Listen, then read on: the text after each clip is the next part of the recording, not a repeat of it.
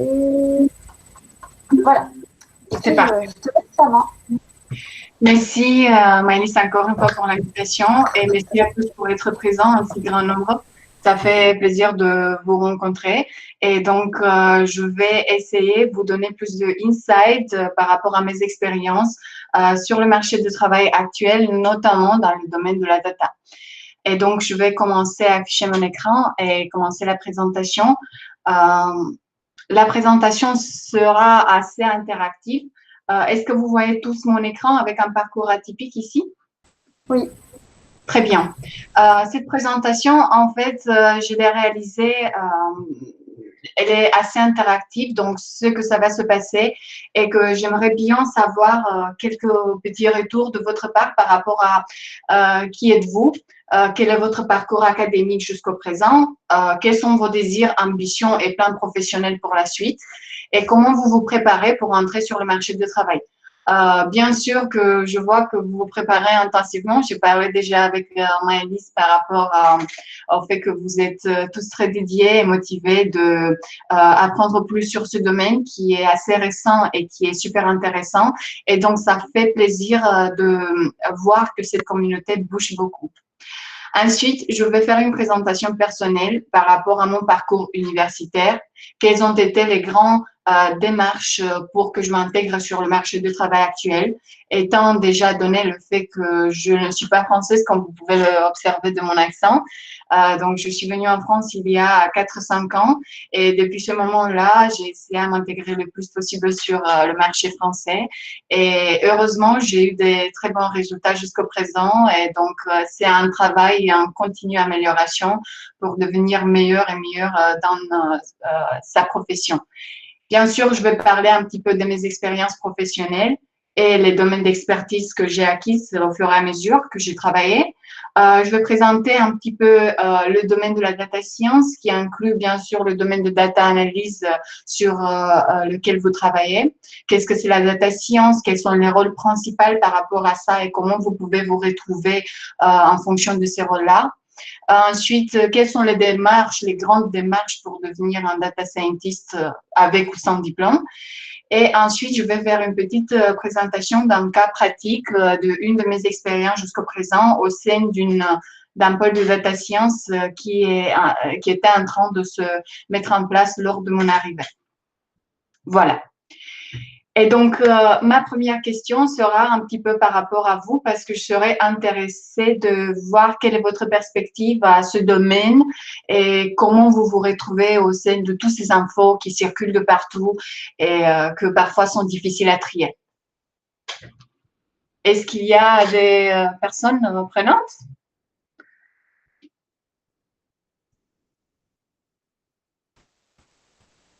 Allez-y, les Lyonnais.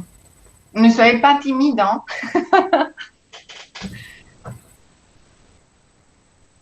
Après, j'avais discuté avec Maëlys et en gros, je connais un petit peu. Certains d'entre vous sont en reconversion professionnelle. Et donc, je vous félicite vraiment pour avoir pris ces décisions, surtout que le domaine de data science, en 2019, a été considéré un des plus sexy métiers qu'on pourrait avoir. Pourquoi? Parce qu'il y a beaucoup de demandes autour de la donnée. Et encore pourquoi? Parce que actuellement, les données représentent l'or digital. Donc, comme on disait en fait que le pétrole représentait l'or noir. Donc, l'information qui se retrouve au sein de ces données représente l'or digital qui commence à être de plus en plus important. Et vous pouvez observer en fait que surtout dans cette crise dans laquelle on se trouve, les entreprises qui ont la flexibilité et la capacité de s'adapter à l'environnement digital sont les entreprises qui réussissent le plus. Et donc, même si vous ne travaillez pas dans un domaine de data science ou dans un domaine lié à ça, il est très important pour vous de le comprendre, de le connaître, de savoir qu'il existe parce qu'au bout d'un moment, on va tous être forcés d'interagir avec. Donc, comme nos parents déjà, et voire vous, on a été un petit peu forcés au début de travailler avec les ordinateurs parce qu'ils présentaient un potentiel immense, immense pour l'optimisation du travail en entreprise. Alors, nous, on est aussi un petit peu obligés à pouvoir réaliser des compétences, d'avoir des compétences techniques dans ce domaine-là. Lorsqu'on désire à connaître l'information sur un client, en général, on se connecte à une base de données pour apprendre plus sur ce client-là. Dans l'environnement de Big Data, il y a tellement d'informations qu'on ne va pas pouvoir le gérer tout seul. Et c'est pour ça, en fait, la raison que parfois avoir des connaissances et des bases dans le domaine de statistiques et surtout dans le domaine de l'utilisation des applications qui vont faciliter cette tâche-là serait extrêmement importante. Et c'est pour ça encore que je vous félicite pour cette initiative et que je félicite aussi Maëlys pour avoir mis en place toute cette structure qui sera très bénéfique et qui aura un apport, une valeur ajoutée à votre CV, même si vous allez ou pas continuer en tant que data scientist. Voilà.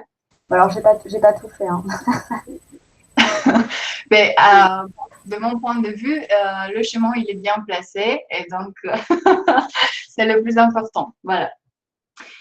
Et donc, comme vous voyez, dans la vie, on ne fait pas seulement ce qu'on veut, mais on est responsable de ce qu'on est. Et donc, en se basant sur cette citation et sur le fait que la vie est un mystère qu'il faut vivre et non pas un problème à résoudre, j'ai perçu, après avoir eu toute mon expérience, comme étant quelque chose comme un chemin qui m'a amené à un but.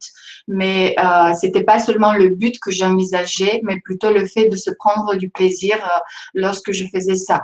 Et comme vous savez, les plus grands professionnels dans n'importe quel domaine sont ceux qui arrivent à aimer le parcours et pas seulement le but. Parce que le but, il ne sera pas tout le temps relevé dès le début. Et moi, quand je suis arrivée en France, je n'avais pas du tout des expectations par rapport au fait que je serais un data scientist. J'étais en train de finir ma licence en économie et donc je ne savais même pas de quoi s'agit-il le domaine de la data science. Et donc, vous voyez, je n'ai pas eu un but précis, mais tout au long du chemin, j'ai essayé à faire le travail le mieux possible et de avoir en tête ce désir d'intégration professionnelle sur le marché du travail, et fait qui m'a amené beaucoup de bénéfices à la fin. Donc, juste pour discuter un petit peu sur mon parcours universitaire, j'ai 2 licences en économie, une en relations économiques internationales à Bucarest, d'où je viens, et ensuite je suis venue en France pour continuer un master. Sauf que comme les acquis méthodologies étaient différentes, parce que l'éducation dans tous les pays est un peu différente, ils n'étaient pas suffisants pour moi de continuer directement avec un master. Et donc, j'ai continué avec une licence de sciences économiques et de gestion à l'Université Lumière Lyon 2. Ça, c'était pas le bout du monde, même si je l'avais pas prévu que ça va être le cas, parce que ça m'a donné l'opportunité de apprendre la langue française déjà comme il fallait, parce que j'ai eu des cours à l'école, mais vous savez comment on apprend les langues étrangères à l'école, donc pas trop bien. Je savais dire bonjour et quel est mon âge en français, mais c'était pas suffisant. Et donc, quand j'ai continué avec cette licence, j'ai eu l'occasion de voir beaucoup de domaines que je n'ai pas retrouvés parmi les cursus universitaires à Bucarest. Et c'était un nouveau début pour moi. J'ai réussi à l'atteindre et ensuite j'ai continué avec un master en économie quantitative où j'ai eu des cours comme statistiques, séries temporelles, analyse de données, programmation économétrique, etc. Donc, c'était la première fois pour moi quand j'ai eu contact avec ce monde de programmation statistique. Ce n'était pas facile, j'avoue, parce que je n'ai pas un background technique, donc je ne suis pas développeur, je n'ai pas de compétences de développement informatique. Néanmoins, j'ai dû commencer à les apprendre pour pouvoir m'adapter aux demandes du marché. Et donc, vous pouvez observer que les demandes du marché sont notamment pour des personnes qui savent gérer des bases de données, qui font du BI, qui vont faire l'implémentation de tout un cycle de vie de projet de data science. Et donc, pour moi, c'était important d'acquérir ces compétences. Je ne suis pas arrivée à la fin de ce que je dois faire, mais au moins, le chemin à l'avenir, c'est plus clair. Ensuite, en tant qu'économiste, je ne sais pas si les opportunités de marché qui se présentaient il y a 3 ans pouvaient être si fortes pour moi, une personne étrangère qui ne maîtrisait pas la langue française de la meilleure façon possible. Et donc, j'ai appris sur plusieurs ARI et je me suis développée. J'ai commencé à acquérir de nouvelles compétences par rapport au cursus universitaire et j'ai continué avec un master aussi à l'université de Lyon-Lumière en analyse politique et économique.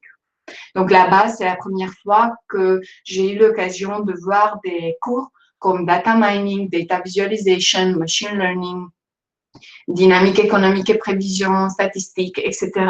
Et ça m'a plu tellement que j'ai vraiment voulu continuer sur ce parcours-là. Déjà, ça me donnait l'idée de pouvoir contribuer avec mes connaissances plus au développement du monde actuel en termes d'optimisation de données, en termes d'avoir perçu les dynamiques du marché d'une façon plus concrète que celle que j'avais vue jusqu'au présent par l'intermédiaire de l'étude juste pure économique. Et donc, après avoir fini ces études, j'ai commencé vraiment à me renseigner par rapport à comment j'aurais plus de visibilité sur le marché. Parce que c'est difficile parfois de trouver les bonnes personnes, les bons contacts, les bons moyens au but de pouvoir être observé. Déjà, il faut avoir un très grand réseau et moi, je l'avais pas forcément. Donc, j'ai commencé à réaliser des démarches pour m'intégrer sur le marché du travail. Et donc, j'ai commencé à faire mes devoirs par rapport à ça et identifier le public cible. Ensuite, j'ai fait les recherches pour la société où j'ai voulu postuler et j'ai préparé des questions en avance par rapport à ça si jamais ils vont me répondre. Et heureusement, le marché français est très réactif, les ressources humaines sont très réceptives et si vous avez le désir et la motivation et vous faites vos recherches, vous aurez toujours des réponses en retour. J'ai identifié quels sont mes points forts, quelle est la niche sur laquelle je veux travailler et j'ai essayé à montrer un peu la personnalité que j'avais au sein de tous ces projets que j'avais réalisés avec mon cursus académique. On est d'accord qu'en fait, lorsqu'on sort pour la première fois sur le marché du travail, on est un entrant pour la première fois, il est un peu difficile de le faire parce qu'on n'a pas l'expérience. Et j'étais un peu inquiétée par rapport à ça parce que la majorité de offres d'emploi que vous retrouvez sont sur une base d'expérience de moins de 3 ans. Et donc, je ne l'avais pas, mais j'étais suffisamment modeste pour dire je ne connais pas ce sujet, mais j'ai la motivation pour l'apprendre et pour le maîtriser le plus possible. Donc, je me suis préparée par rapport à ça et j'ai eu plein d'entretiens qui s'est développé pas mal. C'est aussi important lorsque vous faites votre démarche pour vous intégrer sur le marché du travail de être au courant avec tout développement et actualité de votre secteur. Et vous savez ça très bien aussi au sein de vos cursus que vous prenez actuellement. Le fait d'avoir l'information représente un vrai pouvoir pour vous qui va vous donner un très bon avantage concurrentiel parce que vous êtes une seule personne parmi toutes les autres à chercher le même poste et le fait de connaître plus que les autres, ça vous apporte un peu plus de visibilité.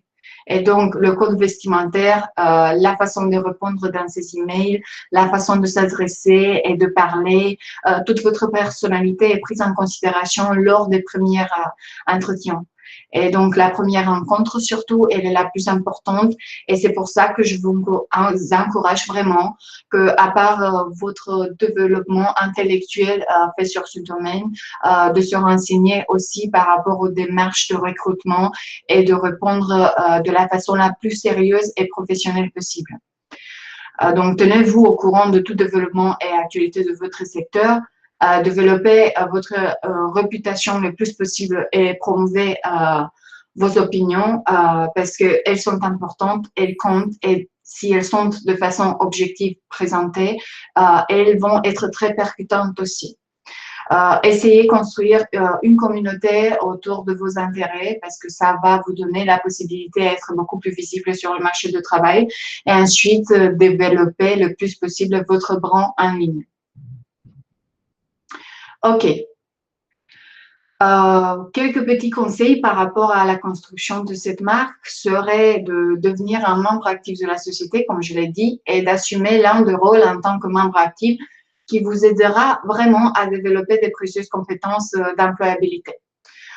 Il faut être aussi bénévole et démontrer que vous avez la capacité pour vous engager dans la bonne cause et que votre motivation personnelle est celle qui vous guide dans la direction de faire les choses comme il le faut et non pas une motivation de notoriété ou de reconnaissance immédiate. Ça viendrait avec votre expérience. Essayez de vous renseigner le plus possible sur l'activité de l'entreprise déjà au sein de la communauté universitaire que vous avez ou au sein de tout ce que se passe autour de vos cursus actuels parce que c'est l'occasion idéale pour vous de développer des compétences entrepreneuriales. Et donc, toute petite capacité communicative que vous aurez va vous servir par la suite. Vous êtes en train de construire des compétences techniques, mais vous devez toujours prendre en considération que les compétences, les soft skills, comme on dit, sont aussi très importantes et que parfois, elles peuvent faire la différence entre une ressource humaine de bonne qualité et une ressource humaine qui laisse encore le temps au développement personnel. Le sport sera une autre occasion idéale pour développer les compétences de leadership. Donc, je vous encourage fortement à travailler sur ce domaine-là, surtout le travail de l'équipe et la motivation qui vous amène. Vous allez avoir l'occasion, et je suis sûre que vous l'avez déjà eu, de retrouver plein d'interactions interhumaines qui vont vous aider à cultiver et à nourrir votre esprit relationnel. Voilà. Et ensuite, n'utilisez pas le manque de temps comme excuse. On a tous 24 heures dans une journée et on a tous le même temps qu'on peut attribuer à une certaine cause. Si cette cause vous intéresse et vous passionne, allez-y à fond, comme vous dites en français.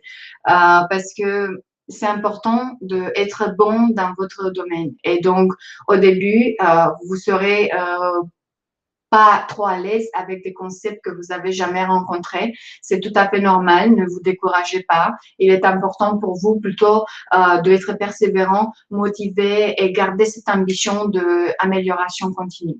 OK? Et donc, si vous faites ça et vous êtes constant dans vos démarches, soit au boulot, soit en dehors du boulot, alors les résultats viendront. Et donc, si vous savez la courbe de développement de compétences pour des expériences spécifiques, vous allez voir qu'il y a beaucoup de beginner gains au début, c'est-à-dire qu'il y a la partie où vous allez apprendre le plus possible et vous êtes en train de le faire déjà avec le domaine de data science. Parce que, par exemple, déjà, on dit dans la littérature de spécialité que si on a lu un livre sur un sujet, on est déjà meilleur que 90% de la population. Et donc, le fait de maîtriser un sujet, c'est-à-dire de connaître déjà comment l'apprendre et de connaître les grands domaines sur lesquels il faut se concentrer. Ça, c'est la première étape, c'est la plus importante.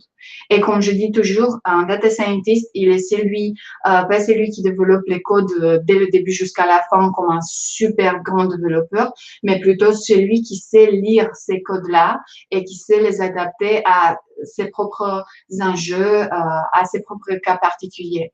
Donc, pour moi, de voir un élève ou quelqu'un qui vient de mettre les pieds sur ce domaine-là qui ne connaît pas trop, mais qui arrive à adapter après avoir recherché beaucoup de temps le sujet et la problématique, qui arrive à avoir un résultat, c'est déjà une super bonne astuce pour moi pour dire oui, il va être un bon data scientist ou un bon data analyst. Voilà.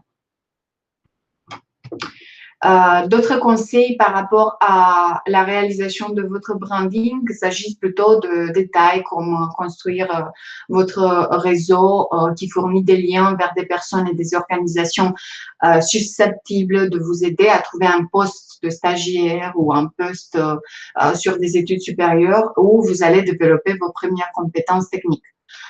Vous devez trouver les réseaux liés à votre domaine et qui manifestent un intérêt professionnel. Et c'est juste comme ça que vous allez rentrer en contact avec des personnes capables de vous aider à vous à montrer en fait votre potentiel et à le développer.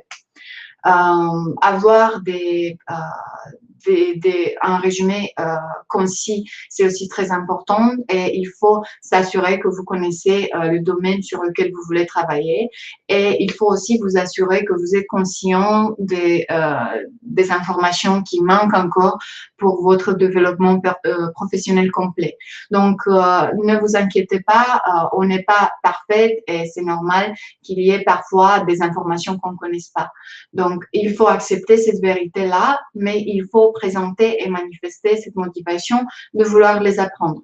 Et surtout, si ça vous fait plaisir, c'est le plus important. Voilà. Inscrivez-vous aux meetups qui parlent des sujets spécifiques et tenez la connexion avec les anciens étudiants qui comprennent à quel point il est difficile de rivaliser sur le marché du travail, qui peuvent souvent vous aider à surmonter les pièges et ensuite qui peuvent vous aider à identifier différents itinéraires dans votre secteur de choix. Donc, n'hésitez pas à faire appel à toute la communauté. Elle est là pour vous aider aussi et je suis sûre que vous allez vous débrouiller très bien avec ça.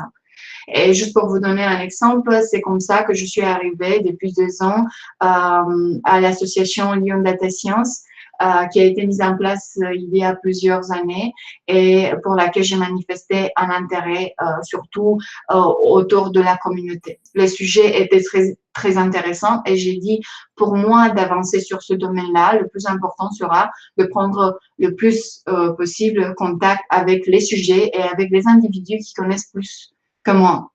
Donc, n'hésitez pas à vous entourer des personnes qui sont plus fortes que vous parce que ce sont ces personnes-là qui vont vous tirer vers votre succès professionnel. Voilà, c'est très important. Ensuite, par rapport à mes expériences professionnelles, parce que je vous ai montré un petit peu le cadre dans lequel je me suis retrouvée lorsque j'ai fini mes études, c'est le fait qu'après avoir fait ces études, j'ai commencé mes expériences professionnelles en France. Donc, j'ai fait une formation de data scientist après avoir fini mes études avec SAS Spring Campus en 2017 et je vais vous parler un peu plus de ça. Ensuite, j'ai continué en tant que data scientist junior et après data scientist chez Econocom, une boîte qui était en train de monter un pôle data très fort à Lyon. Et ensuite, je suis actuellement data scientist consultant chez Devoteam et je travaille en mission pour ADECO. Et je vais vous parler un peu plus sur ça lorsqu'on aura le temps. Donc, au sein de toutes mes expériences, je ne connaissais rien à rien. D'accord. Mais c'est pas mauvais. C'est la première étape par laquelle il faut passer pour qu'on puisse avancer. Donc, le fait d'être conscient qu'on ne connaît pas de choses est une bonne chose. Et il faut être ouvert par rapport à ça. Mais ensuite, développer les compétences d'expertise et les cibler notamment, ça vient avec l'expérience sur le terrain, donc sur le marché d'emploi à l'intérieur de l'entreprise que vous avez. Et ensuite, ça tient aussi de votre motivation personnelle à développer des capacités dans plusieurs technologies. Et plus de technologies que vous connaissez, en général, mieux sera pour vous à être éligible à avancer dans un nouveau poste. Voilà. Donc, comme vous pouvez observer ici, après avoir fait ces années, et je l'ai comptorisé il y a 1 an et quelques avant d'intégrer Devoteam, c'est que j'avais des connaissances assez fortes dans des plateformes de visualisation comme Power BI, OK, et donc dans le domaine de la data visualization. J'avais des connaissances assez fortes en statistique et économétrie. J'ai commencé à développer d'autres connaissances dans l'exploration de données et surtout dans les langages de programmation statistique comme Python et R. Et donc, j'avais compris que vous faites Python et je vous félicite pour ça parce qu'en fait, Python, actuellement, pour un data scientist ou un data analyst qui veut aller plus loin et pousser les résultats de ses analyses, c'est indispensable. Et donc, j'ai essayé à apprendre le plus possible. Je suis passée par SPS, SPAD, je suis passée par SAS, vu que j'avais fait une formation spécifique pour ça. Je suis passée par toutes sortes d'outils de visualisation et de data mining, Orange Canvas est une d'entre elles. J'ai commencé à faire des petits algorithmes et à les implémenter sur le machine learning. Et c'est comme ça que j'ai commencé à avancer peu à peu vers mon but. Si j'utilise toutes ces expertises actuellement dans mon emploi de travail, dans mon travail, non, je ne les utilise pas. Néanmoins, je connais les concepts de base pour ces applications ou ces langages pour que je puisse développer dessus. Donc, comme je dis, à mon avis, un bon développeur est celui qui a les bases dans un langage de programmation et qui pourra facilement les implémenter dans tous les autres langages avec lesquels il va se confronter. Et c'est normal qu'au début, on ne connaisse pas tout, mais en fait, tout langage de programmation aura une même structure, surtout si elle est orientée objet, comme Python. Et donc, c'est pareil pour tous les outils de visualisation, comme Tableau ou ClickView ou Power BI, parce que en fait, une fois qu'on connaît le potentiel d'une application comme celle-ci, on va retrouver les mêmes types de patterns par tous les autres outils de visualisation. OK? Donc, essayez, si possible, apprendre un outil de visualisation et le maîtriser assez bien.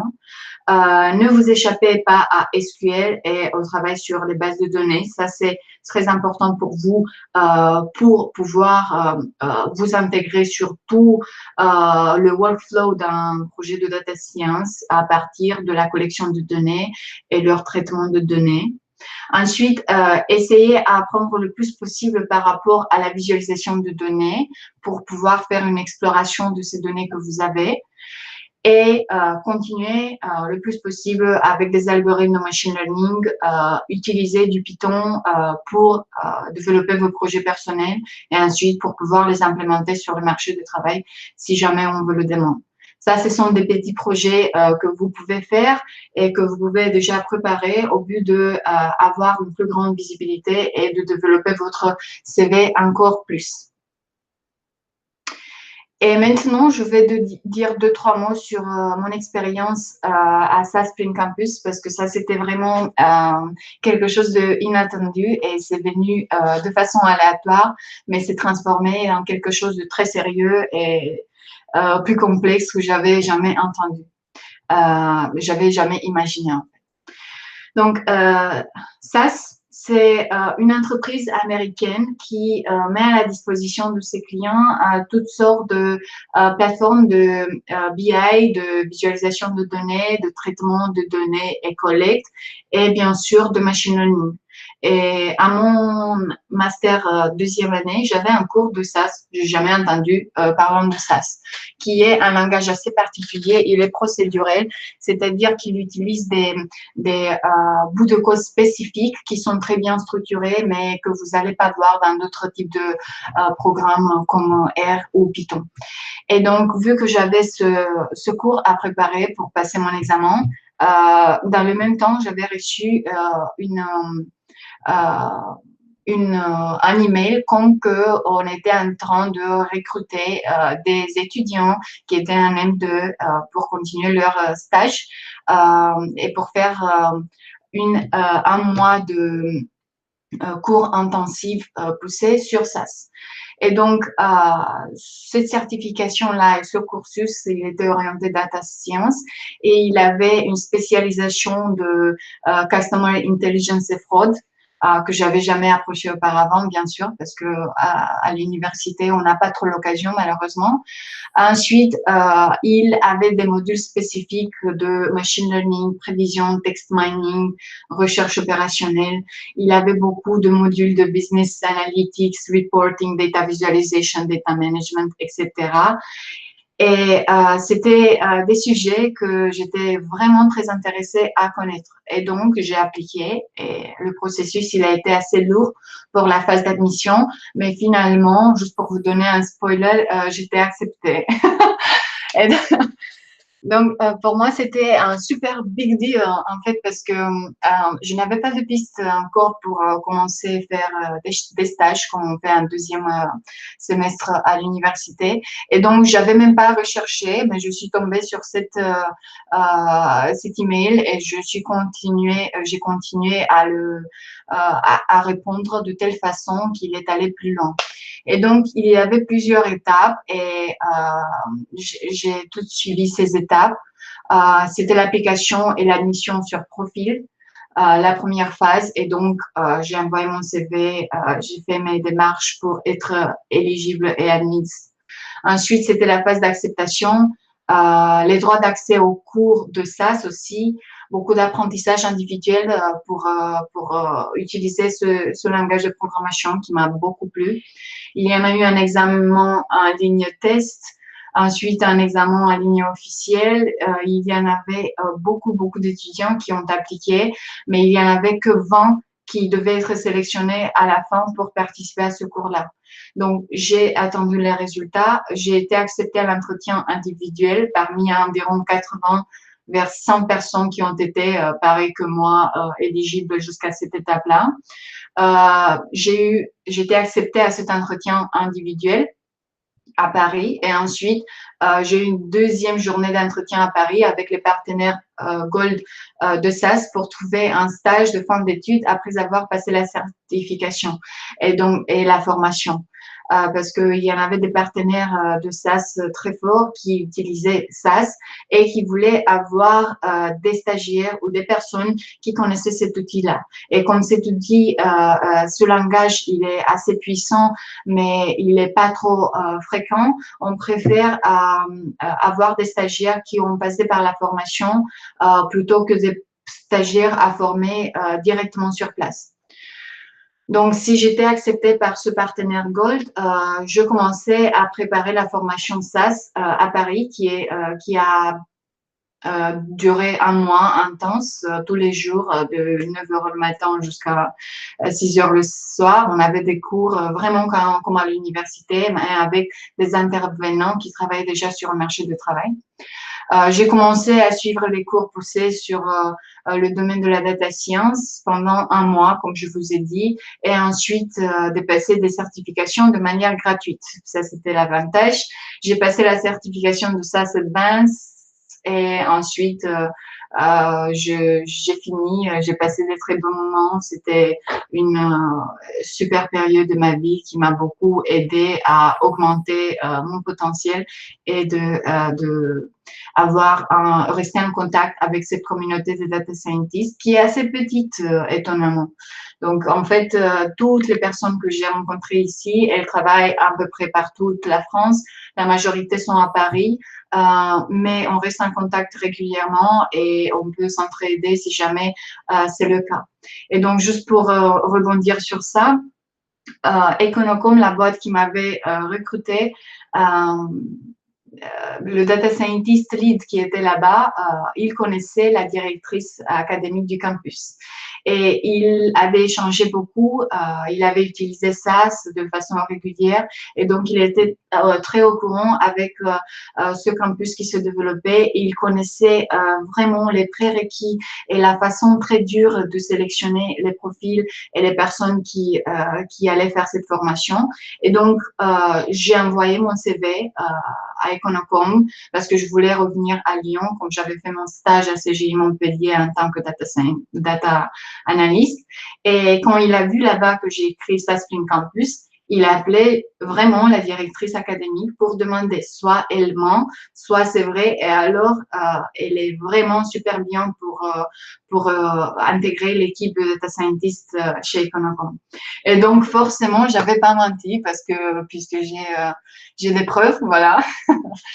Et j'ai reçu des bonnes recommandations et c'est comme ça que j'ai commencé vraiment à faire mon entretien à Lyon et le passer et intégrer une équipe de data scientists à Lyon chez Econocom. Et donc, à partir de ce moment-là, je n'ai plus travaillé sur SaaS, mais j'ai commencé régulièrement à être au courant avec tout ce qui passe autour pour ne pas perdre le pied dessus. Mais j'ai commencé à travailler en utilisant du R, langage de statistique que j'avais utilisé à l'école et que forcément je maîtrisais plus que l'autre à part ça. Et donc, on a commencé à faire des projets très sympas que je vais vous proposer à regarder ensemble à la fin de cette présentation comme un case study qui pourrait vous intéresser juste pour voir comment se comporte un pôle de data science dans une entreprise qui veut vraiment le mettre en place de bonne façon pour qu'il reste compétitif et qu'il ait un avantage concurrentiel sur le marché. Est-ce qu'il y a des questions jusqu'au présent que je pourrais déjà prendre pour l'instant ou je continue ma présentation et on a une discussion libre à la fin juste? Comme vous préférez. Bonjour, moi c'est Amandine depuis Marseille. J'ai une question sur les projets, en tout cas vos domaines d'expertise. Là, vous avez marqué que vous avez fait de la statistique, de l'économétrie, machine learning. En fait, moi aussi, j'ai fait de l'économétrie dans mon cursus. J'ai fait une thèse en économie d'environnement. Et du coup, je voudrais profiter pour vous demander quel est le lien, en tout cas. Est-ce qu'il y a une franche différence entre l'économétrie, la statistique et la machine learning? Parce que, bon, pour l'instant, on travaille en fonction de ton domaine, ou le domaine où tu as appelé à travailler. Tu ne tournes pas les mêmes modèles. Ou, bon, voilà, si tu, par exemple, j'ai fait un master en finance. Et là, on est beaucoup plus sur les séries temporaires, mais ma thèse, je l'ai fait en économie d'environnement, bon, voilà, où c'est plus du cross-section qu'on fait, en fait. Donc, du coup, c'est pour savoir quel est le lien, qu'est-ce qu'on peut faire, le lien. Et aussi, quand on parle de visualisation, je pense qu'il faut qu'on arrive à faire la distinction entre le concept ou ce que c'est que la visualisation et les différents outils de visualisation qu'on utilise pour faire ça, en fait, pour présenter. Donc, du coup, j'aimerais avoir votre ressenti, votre expérience sur pour pouvoir bien faire le lien entre ce que j'avais fait et ce que j'aborde maintenant. Merci. Merci beaucoup pour poser ces deux questions. Elles sont très bonnes et ça va me donner l'opportunité de vous répondre déjà et développer plus ce que j'ai dit jusqu'au présent. Donc, c'est très bien ce que vous l'avez posé. La première que j'aimerais approcher, c'est celle par rapport à la différence entre data visualisation comme étude de concept et data visualisation comme approche d'outil. C'est bien ça? Oui, c'est ça. Okay. Donc, en fait, toutes les deux marchent ensemble. Le domaine de data visualisation, il regroupe beaucoup de concepts statistiques, donc forcément, vous avez jusqu'au présent. Et ce sont des statistiques en gros descriptives, c'est-à-dire que si vous avez une petite base de concepts mathématiques que vous pouvez étudier sur un échantillon, par exemple, la fréquence de l'apparition de telle observation de façon régulière, un type de distribution que vous pouvez observer et pattern à vos données, le type de données que vous avez aussi au sein de vos datasets. Donc, vous avez des données qualitatives et quantitatives. Cette approche, elle est faite différente en fonction de ce type de données. Et donc, oui, les concepts théoriques, il faut les connaître, mais ça ne va pas vous empêcher à pouvoir pratiquer directement sur un outil de visualisation. Comme j'ai dit, les outils de visualisation les plus employés actuellement sur le marché français déjà sont Tableau, ClickView et Power BI. OK? Et donc, si vous ne connaissez rien au type de données en général, c'est même pas grave parce que une fois que vous avez importé votre dataset ou votre tableau sur ces outils-là, il y a suffisamment d'informations pour que vous puissiez arriver à faire des visuels. S'ils seront de la première fois les plus esthétiques et les plus explicites, non, certainement pas. Mais avec le temps, vous allez vous rendre compte qu'on fait des visuels au but de comprendre qu'est-ce que se trouve à l'intérieur de notre dataset et non pas juste pour faire des visuels. Et donc, une fois que vous avez un objectif en tête de traiter ces bases de données d'une telle façon, vous allez vite vous poser ces questions par vous-même. OK? Parce que c'est plus facile maintenant, si on est à l'école, on nous demande montrer l'évolution de taux de fraude dans le temps, par exemple. C'est plus facile pour vous de faire une visualisation comme ça, puisqu'on vous donne déjà le sujet et les variables qui rentrent en jeu. Néanmoins, si on se trouve tout seul devant une base de données qu'on ne connaît pas et on ne sait pas qu'est-ce qu'on veut faire avec, là, c'est la exploration de données qui va rentrer en jeu. Et donc, ces outils de visualisation, ils vont vous aider à atteindre ce but-là. On fait des visuels déjà au début pour comprendre la structure de votre base actuelle et pour voir comment on peut traiter et pré-processer ces données. Et ensuite, on fait des visuels à la fin pour expliquer et justement faire l'interprétation des algorithmes qu'on utilise. Donc, oui, les outils de visualisation sont très utiles, oui. Mais vous pouvez aussi utiliser R ou Python pour le faire. Et donc, si vous connaissez les concepts statistiques je pense que vous les connaissez, c'est encore mieux. Mais si vous les connaissez pas, vous allez les apprendre au fur et à mesure avec l'expérience. Donc, est-ce que ça répond à votre deuxième question? Oui, c'est parfait. Et pour la première, c'était comment je peux lier le domaine de économie ou économétrie avec celui de machine learning? Oui, c'est ça. Le machine learning. Dans le métier, je veux parler. Sinon, bon, j'ai ma petite idée, mais dans le métier, comment ça s'enclenche, en fait? Dans le métier. Pour être sincère, je n'ai pas trop utilisé mes connaissances économiques depuis que j'avais fini mes études universitaires, en fait.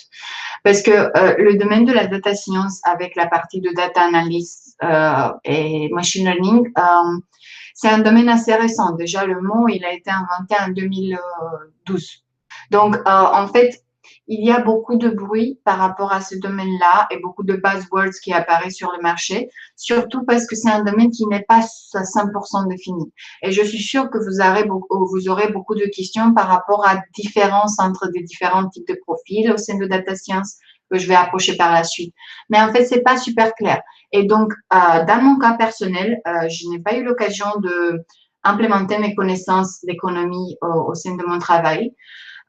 Mais j'ai pu, avec l'expérience et le bagage de connaissances que j'ai eu, approcher un sujet de data, pas seulement de la perspective technique, mais aussi de la perspective métier. Parce que toujours, vous allez vous confronter sur le marché de travail et surtout au sein de votre entreprise avec les besoins clients ou les besoins business. Et vous allez être là comme un intermédiaire entre un développeur et un métier. Et donc, vous devrez arriver à vulgariser ce que le développeur veut comprendre du métier et l'inverse. Et c'est ici que les connaissances d'économie rentrent en jeu parce qu'il y en aura des données forcément économiques que vous pourrez utiliser. Et ensuite, les connaissances d'économie rentreront aussi en jeu à la phase finale du projet de data science, là où on a les résultats et où il faut faire l'interprétation pour servir à la prise de décision économique. Parce qu'en tant que data scientist, on est juste un facilitateur, on traduit le grand volume d'informations qu'on retrouve dans quelque chose de beaucoup plus rapide et beaucoup plus simple à comprendre pour tout le reste du monde. OK? Et donc, avec vos connaissances, c'est très bien. Il y a beaucoup de gens qui se sont reconvertis de l'économie au domaine de data. Et moi, je fais partie de ces gens-là. Et je vous dis, j'ai eu beaucoup d'expériences où mes connaissances d'économie m'ont aidé à comprendre plus le métier et les sujets. Est-ce que ça répond un petit peu à votre question? Oui, ça répond, mais en fait, je pensais à économétrie, parce que j'avais vu que vous avez marqué ça, en fait. Oui, oui, ok. Donc ça, c'est par rapport à l'économie. Et ensuite, l'économétrie, oui, elle est très utile pour un data scientist dans le sens où l'économétrie, c'est la façon d'approcher statistiquement le domaine économique. Et donc, au sein de sujet économétrique, on va rapprocher beaucoup de hypothèses statistiques pour comprendre comment il faut traiter de point de vue statistique un tel sujet. Et donc, vous aurez beaucoup de hypothèses à réaliser et c'est le moment où vous allez comprendre effectivement comment faire l'interprétation de résultats sur vos données.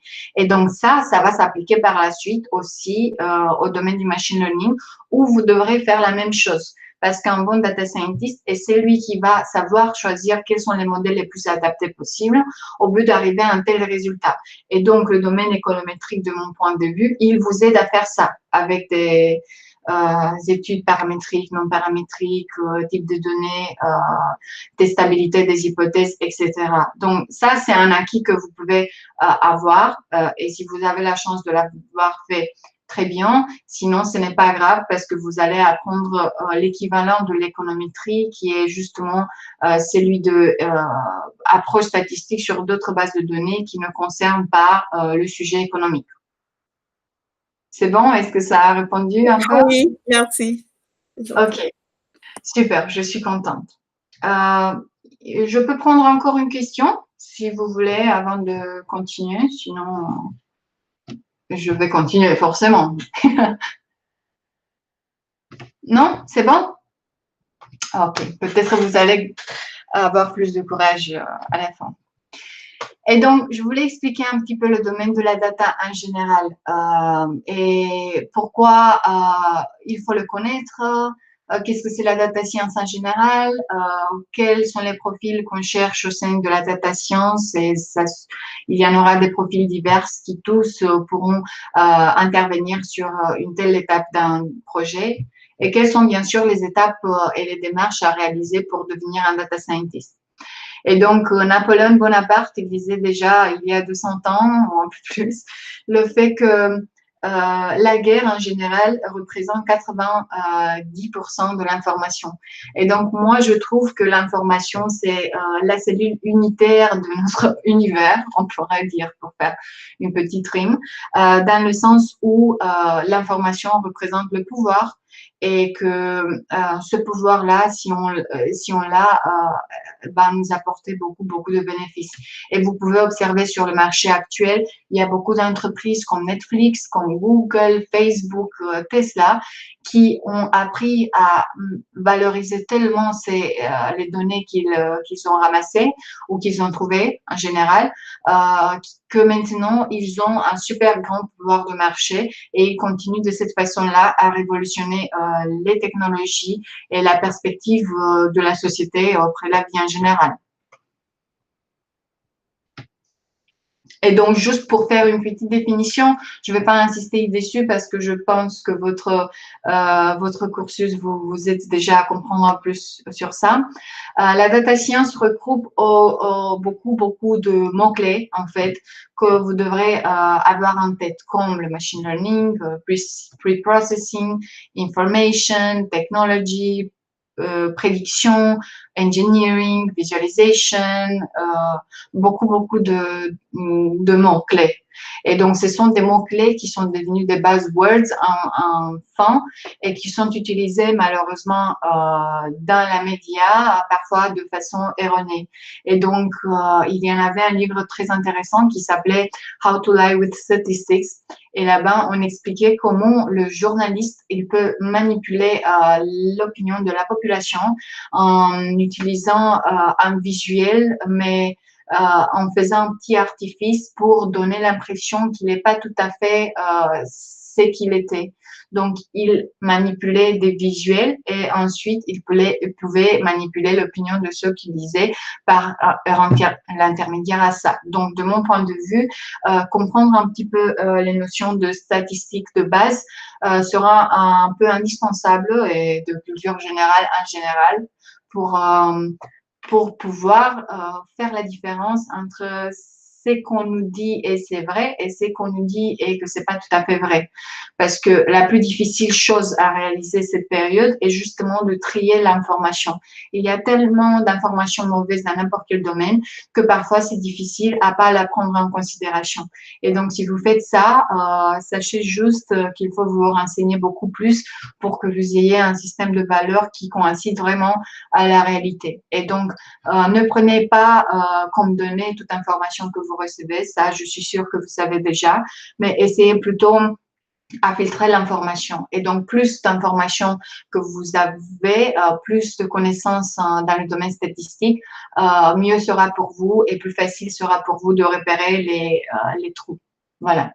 Et donc, le domaine de data science regroupe trois grands areas et donc on peut être plus ou moins fort en fonction de ces areas-là. Donc, par exemple, moi, j'ai pas un parcours de computer science, donc je suis pas ingénieur, je suis pas développeur en IT, ok.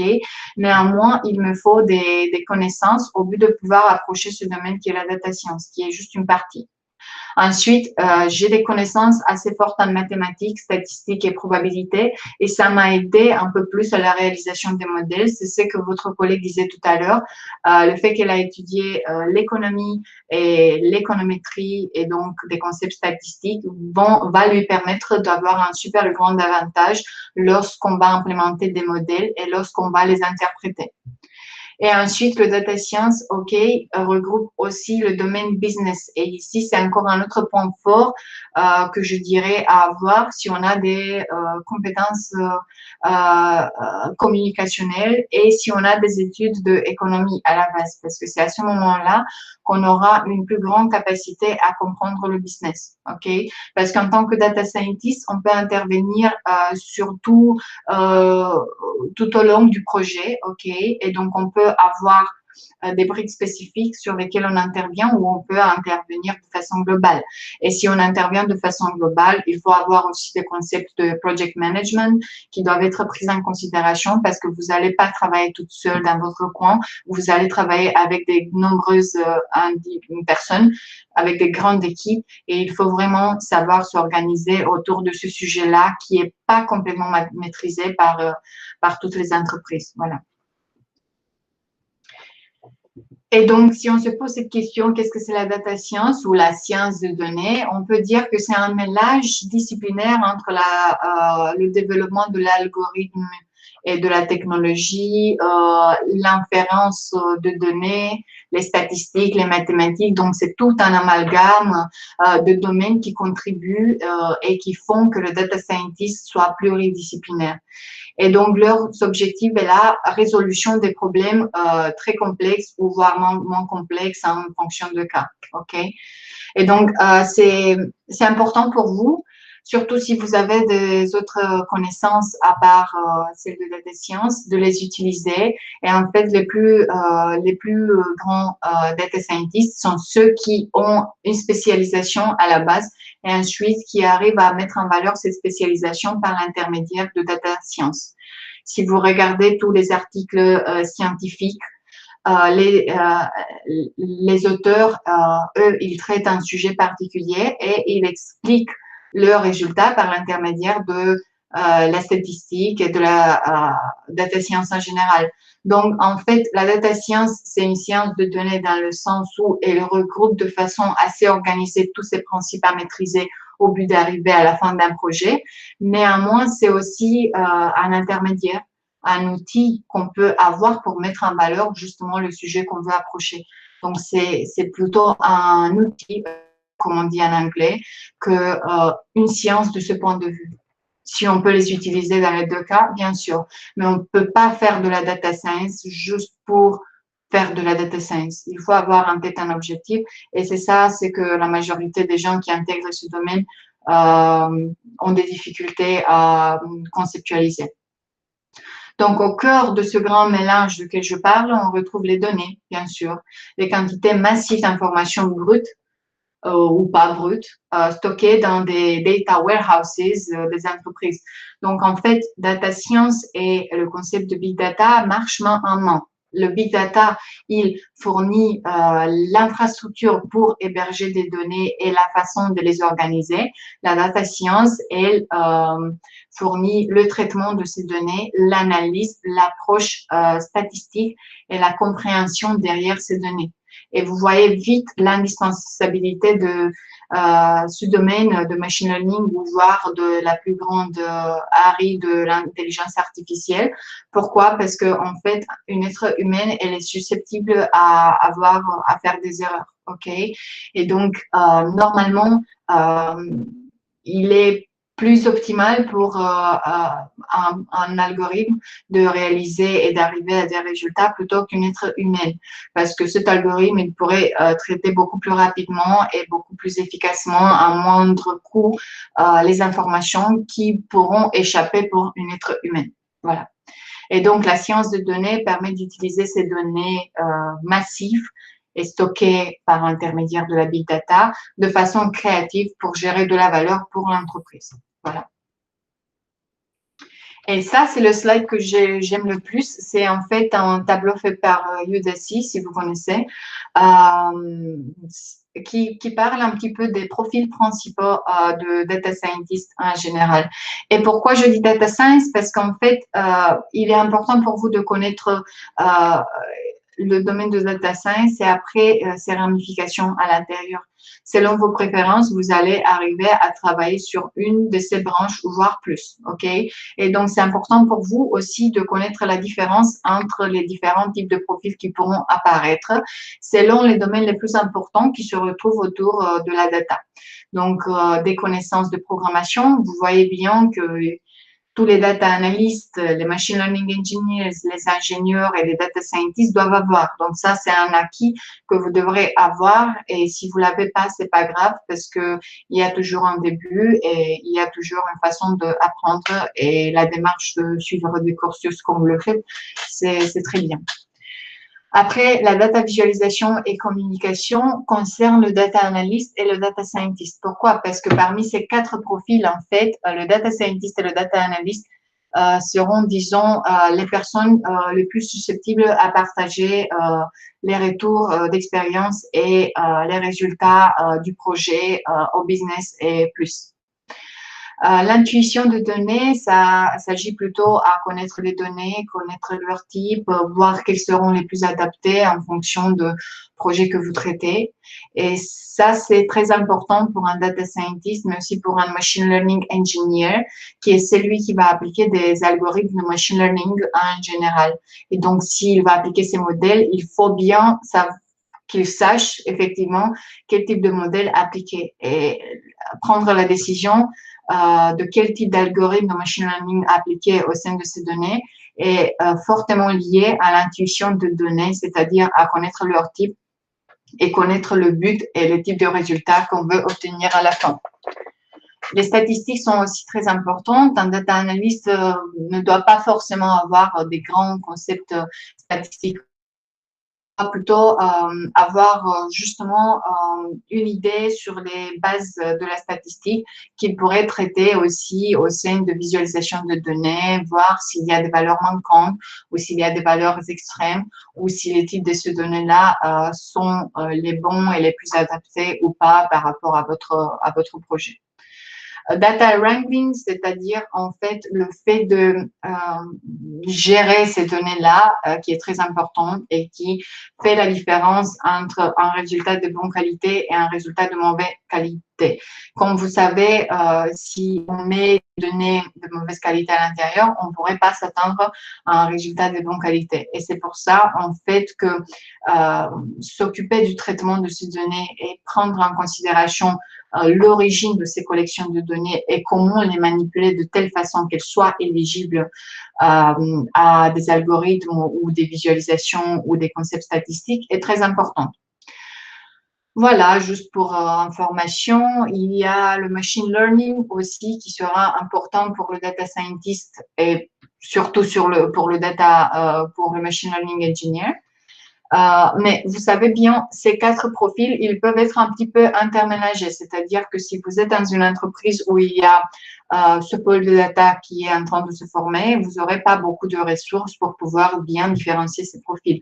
Donc, vous serez amené en tant que data scientist à faire aussi le travail d'un data analyst, aussi le travail d'un machine learning engineer et aussi le travail de software engineer où la partie de assurer l'infrastructure et l'hébergement de ces données, et ensuite l'infrastructure et l'hébergement de ces applications qu'on va utiliser pour faire de la data science dans un projet.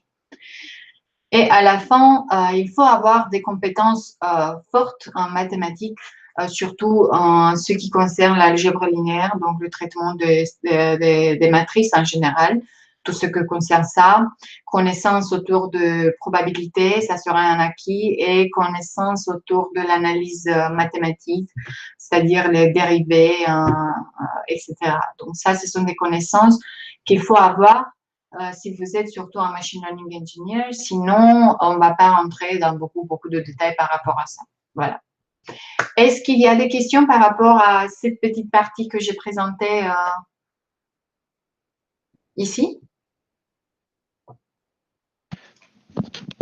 Bonjour, moi j'aurais une petite question, parce que c'est un peu plus général, donc je me permettrai de la poser à la fin, puisqu'elle n'est pas en lien avec cette partie-là en particulier.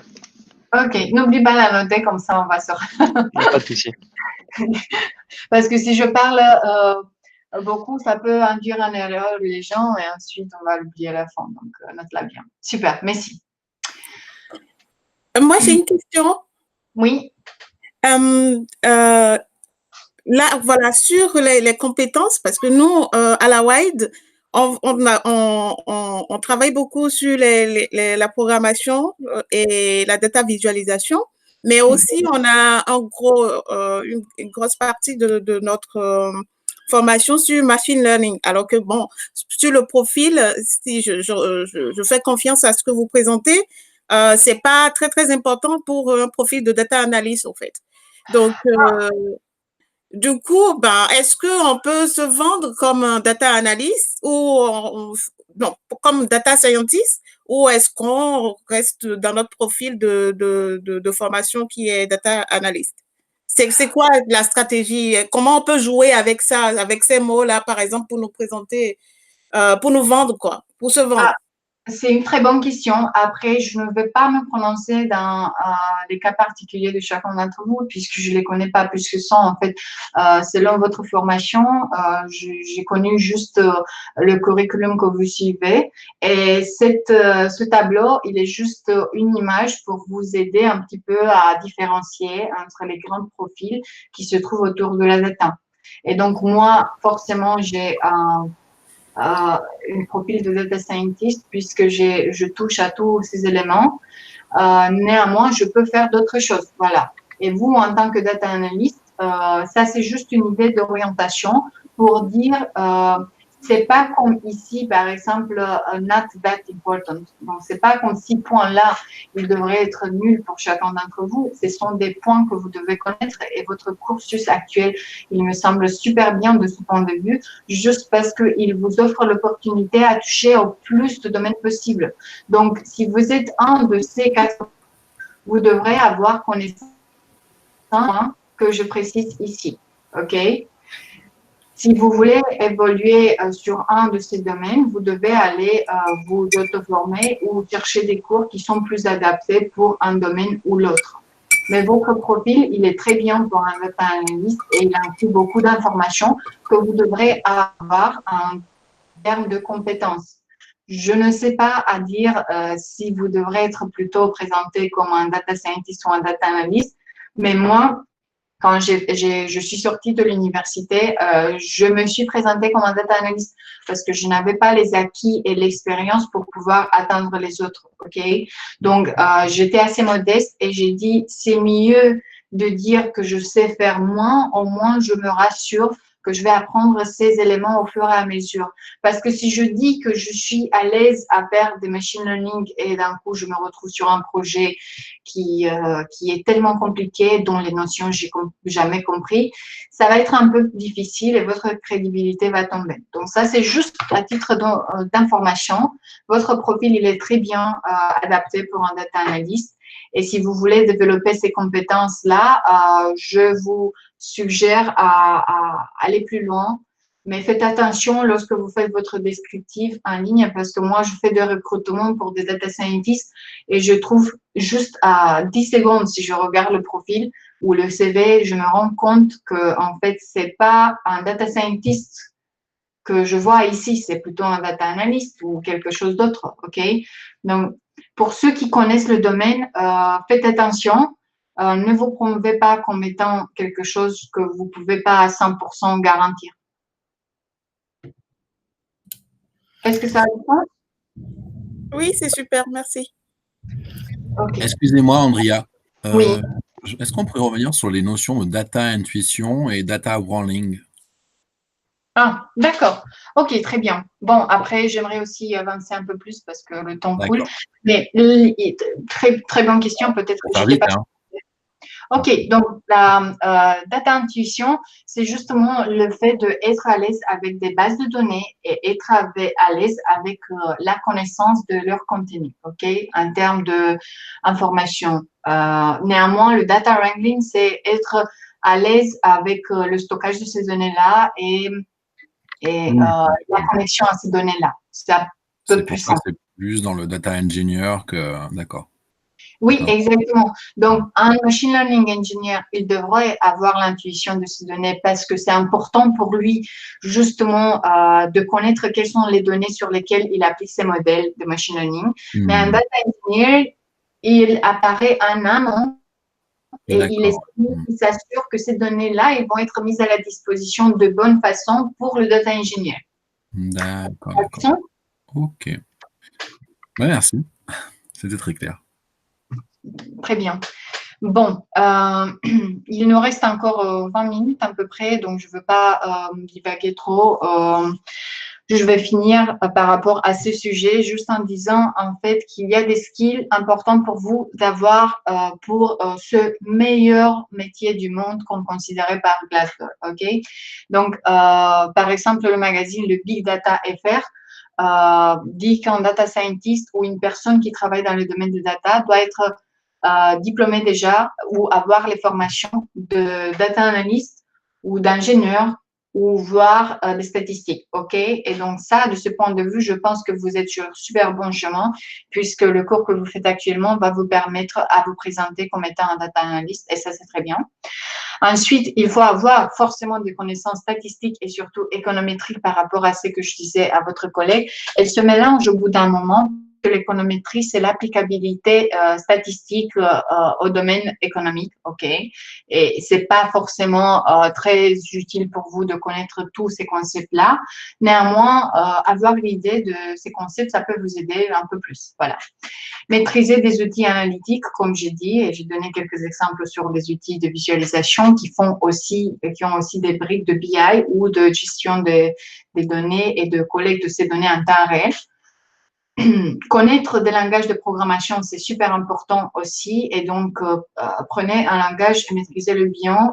Je vous avoue, je suis passée par 5 langages différents de programmation et au bout d'un moment, je ne comprenais plus rien.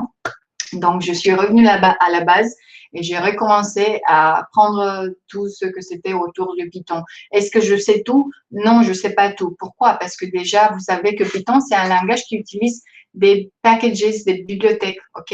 Et donc, actuellement, il y a plus de 135 000 de packages ou de bibliothèques au sein de Python. Donc, la grande puissance du Python est justement qu'il permet aux utilisateurs de réaliser et d'utiliser ces vastes bibliothèques.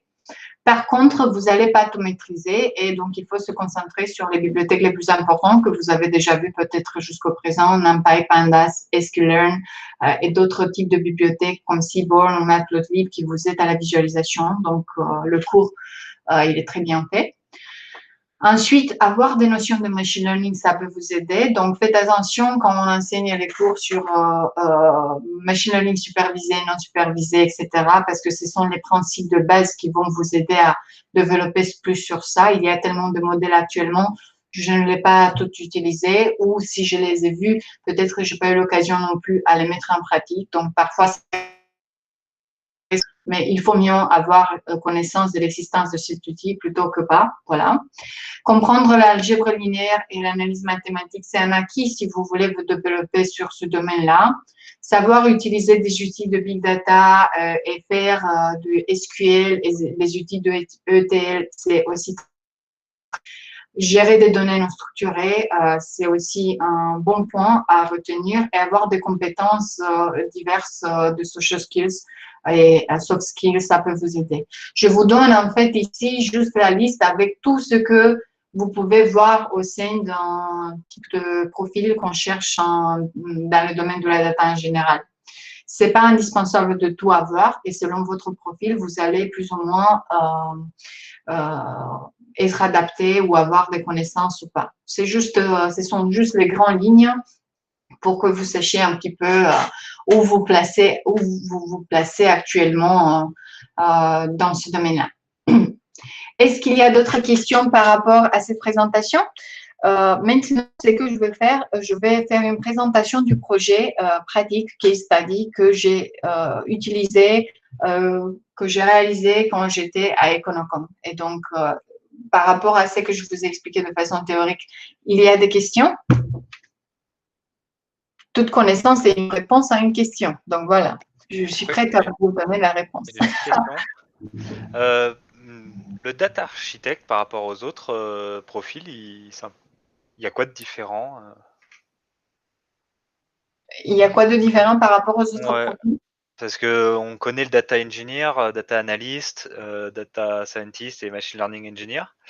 Et il y a le data architect, il me semble aussi. Oui, il y a beaucoup plus que data architect. Il y a le data manager aussi. Il y a beaucoup de profils. Et en fait, ce que se passe, c'est que la majorité des recruteurs, ils ne connaissent pas tous ces domaines. Et donc, quand ils posent une demande une offre d'emploi, ils essaient à mettre tout ensemble. Okay? Donc, si on sait faire tout, c'est encore mieux. Et si on ne sait pas faire tout, au moins, il faut être très explicite et ciblé sur ce qu'on sait faire. Le data engineer est celui qui s'occupe, en fait, comment je pourrais dire, je ne vois pas beaucoup de différence par rapport à un data engineer ou un data architecte. Le data architecte est celui qui s'occupe justement de la gestion des données et il s'assure que les données soient bien accessibles et qu'ils se retrouvent dans des entrepôts de données qui ensuite vont être transformés dans des bases de données bien propres. OK? Donc, le data architecte, de ce point de vue, il est juste autour de la donnée. Il s'assure aussi du fait que ces données sont bien liées l'une de l'autre de façon uniforme et logique. Néanmoins, le data engineer, il s'assure pas vraiment de la qualité de ces données-là. Il s'assure plutôt de la mise à la disposition de ces données-là et du traitement de ces données-là. Donc, il s'assure plutôt à la partie traitement des données une fois qu'elles ont été mises en place par le data architecte, si ça a du sens pour moi. D'accord. Ouais. Après, je peux me tromper un petit peu aussi. Je vous avoue que je n'ai pas trouvé trop des data engineers et des data architectes dans le sens où les personnes qui faisaient ça étaient aussi des personnes qui faisaient autre chose. Donc, moi, au bout d'un moment, j'ai travaillé aussi pour stocker les bases de données sur des plateformes comme Microsoft Azure ou Google Cloud. Donc, je pourrais dire que j'ai eu 2-3 petites tâches de data architecte et j'ai travaillé aussi un petit peu data engineer dans le sens où je me suis rassurée que ces données sont accessibles et qu'elles sont dans le bon format. Voilà. Ok. Ouais, après, c'est plus ou moins lié de quoi qu'il arrive, quoi. Ça peut être les mêmes personnes qui font les mêmes choses. Oui, si vous cherchez par exemple la fiche de poste d'un data engineer et d'un data architect, il n'y en aura pas autant de différence. Après, je peux me tromper, mais ça peut varier aussi en fonction de pays et la façon de l'apercevoir. Voilà. D'accord.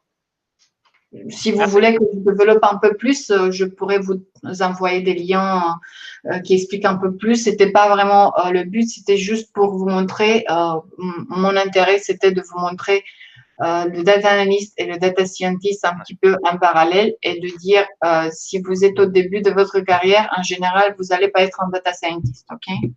Un data scientist, c'est celui qui passe à peu près par ces rôles-là, c'est-à-dire que lui, même s'il ne sait pas à 100% d'implémenter tout ce que les autres font, au moins il sait que ça existe et à qui demander et quoi chercher par rapport à l'implémentation. Est-ce que ça a du sens? Ouais. Merci. Super. Est-ce qu'il y a d'autres questions? C'est une petite question subsidiaire. Donc vous avez dit que vous aviez commencé par vous présenter comme data analyst. Je voulais savoir quand est-ce que vous vous êtes senti vraiment data scientist? Est-ce que c'est vraiment avec plus en plus d'expérience et à ce moment-là, vous avez pu dire oui, ben, je peux vraiment faire ce métier de data scientist ou enfin, comment ça s'est passé? Ben, c'est passé pas. En fait, il n'y a pas un point où je me suis rendu compte de ça, c'est sûr. Et donc, ce que j'ai fait, j'ai pas développé sur ça et que j'ai commencé, en fait, j'ai suivi cette formation adaptée data scientist, ok? Mais j'avais pas considéré que je suis vraiment un data scientist au bout d'un mois de cursus sur la data science pour une plateforme dédiée ou plusieurs plateformes. Donc, ce que j'ai fait, je suis rentrée en tant que data analyste à CGI où j'ai fait un type de projet qui était à la moitié du temps pour qui étudiait l'analyse des transactions frauduleuses bancaires en ligne. Ok, donc ce que j'essayais à faire était un POC sur comment prédire en fonction du comportement de l'individu sur une telle plateforme s'il a fait ou pas une fraude. OK? Et donc, à ce moment-là, j'ai commencé à faire mes recherches et j'ai commencé à me renseigner à un modèle de machine learning différent. OK? Et au bout d'un moment, j'ai appliqué plein de modèles de machine learning. Je suis arrivée avec un résultat à la fin et j'ai dit, tiens, ça, c'est mon projet de machine learning que j'avais réalisé. Donc, c'est très sympa. D'autre temps, j'étais un data analyst dans le sens où je faisais des rapports et des analyses par rapport aux données du client. En plus de ça, je faisais le debugging des applications avec SAS et ensuite, j'essayais tout simplement à corriger dans les bases de données des incohérences. Ok, ça c'était pour des entreprises d'assureurs et donc oui, j'étais pas complètement data analyst, j'étais pas complètement data scientist non plus, mais il fallait que je me donne un titre.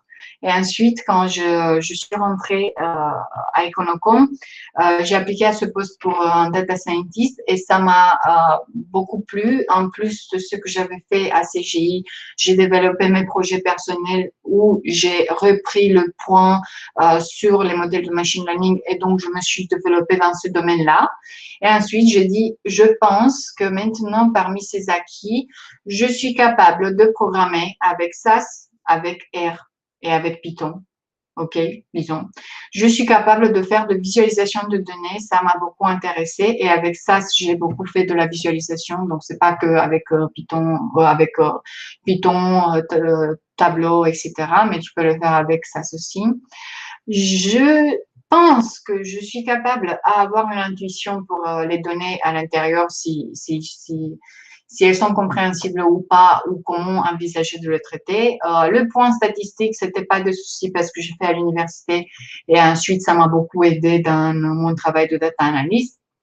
La gestion de données avec SQL, ben, ça, c'était la première fois que je le faisais avec CGI et ça m'a tellement intéressée et c'était indispensable pour moi de la savoir. Je la maîtrise pas complètement, mais je pense que je me débrouille dans un environnement de base de données. Voilà. L'implémentation de quelques algorithmes, pas tous, de machine learning, c'était acquis. Et le reste, software engineering, laisse tomber, non. Et ensuite, j'avais des connaissances dans le domaine mathématique puisque mes cursus universitaires étaient forcément mathématiques. Et j'ai dit, oui, en fait, si je me donne 10 sur 10 ici, non, certainement pas. Mais je pense que j'ai un petit peu connaissance de tout ce domaine et j'ai suffisamment d'expérience avec des cas pratiques pour que je puisse m'appeler un data scientist junior. Voilà. Et donc, par rapport à ce que j'ai montré ici, voilà, si on regarde les domaines des expertises, je ne suis pas forte à toutes et ça, c'est pas mis à jour encore non plus. Mais la majorité de ces domaines-là sont des domaines qu'un data scientist devrait avoir et peut-être un peu plus. Et j'ai dit oui, maintenant, je me considère un data scientist puisque je pense qu'un data scientist junior, puisque je pense que je pourrais devenir un data scientist moins junior par la suite. Et c'est comme ça que j'ai intégré ma boîte. Est-ce que ça a répondu à ta question? Oui, merci beaucoup. De rien. Et voilà. OK, je vais expliquer rapidement le contexte de pôle de data science à mon entreprise Econocom, juste pour vous donner une idée sur comment on approche un environnement d'entreprise lorsqu'on désire amener des solutions de data. OK, c'est au début tout ce domaine de data science, mais de plus en plus d'entreprises se rendent compte en fait que ce domaine il est indispensable pour qu'on puisse garder le pied en avant, ok? Et donc, c'est important pour ces entreprises de prendre en considération ces genres de sujets. Et c'est pour ça qu'il y a une telle grande demande de data scientists sur le marché. Le problème est que si c'est une grande demande de data scientists, on n'a pas la connaissance de qu'est-ce que ça va faire avec la data science et les expectations des personnes qui s'appellent data scientists peuvent être parfois erronées dans le sens où on dit on va faire du machine learning toute la journée et enfin un data scientist il va être à 80% de données, un traitement de données en fait. Et donc, non, c'est pas conforme à la réalité et il y a beaucoup d'asymétrie d'information d'un côté et de l'autre. Et c'est pour ça que c'est important pour vous de rester un peu en garde lorsque vous traitez des offres de data en général. Lisez très bien les consignes et rassurez-vous que les tâches à réaliser là-bas sont vraiment à réaliser et pas d'autres. Parce que parfois, ça arrive dans la situation où on va faire autre chose que ce qu'on nous a dit qu'il faut faire. Et donc, c'est à vous de vous rendre compte avant que c'est trop tard. Voilà. OK. Et donc, ici, ce que je vous dis, c'est justement ma boîte a commencé à avoir des ressources humaines attribuées à la data science. Et donc, lorsque je suis arrivée, c'était justement en train de se créer ce pôle de data au but de apporter comme facteur une plus haute performance au sein de services promus par Econocom. En général, Econocom, c'est une boîte qui met à la disposition des clients des services de services de gestion, donc de services techniques par rapport aux entrepôts des entrepôts de data. Attendez, ça me reste un petit peu de data. Des entrepôts, data center. OK, c'était le mot qui me manque. On vous disait ça. Donc, ce qui se passe est justement Econocom fait des emprunts aux clients par rapport aux produits informatiques et il se charge aussi avec la maintenance de ces produits-là. OK? Et donc, Econocom met à disposition des services des expertises internes qui sélectionnent rigoureusement les partenaires les plus réputés pour l'excellence de leurs compétences et ensuite ils essaient à s'engager auprès des clients en leur fournissant des services de très bonne qualité. Et comme toute autre boîte, les services sont bien pris en considération quelque part dans un data center et elles sont enregistrées. Et donc, le but de projet que j'ai eu, c'était justement à traiter ces données, je vais vous dire plus tard. Et donc, on a eu un pôle d'édition, c'est-à-dire que chaque entreprise, collectivité a apporté la main sur plusieurs écosystèmes de données, internes ou externes, OK? Et donc, on se pose des questions par rapport à l'accessibilité de ces données, le volume, l'hétérogénéité des sources de données, la maturité des populations qui utilisent ces sources de données, l'exigence de market, l'interactivité entre ces données. Et donc, ce que se passe, c'est qu'on essaie justement avec ce pôle-là, on essayait à ce moment-là, puisque je travaille plus là-bas, de faciliter l'utilisation de ces données qui n'étaient pas à 100% exploitées.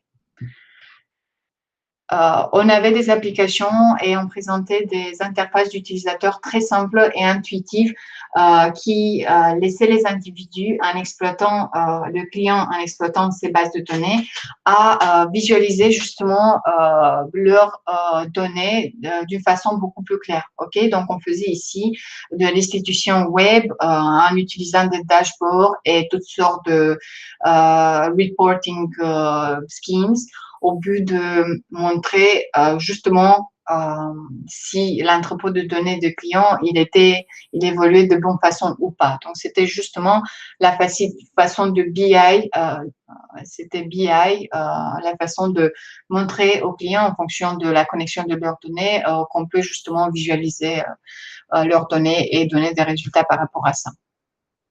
Donc, vous pouvez observer ici, il y en avait beaucoup de clients qui utilisaient la plateforme.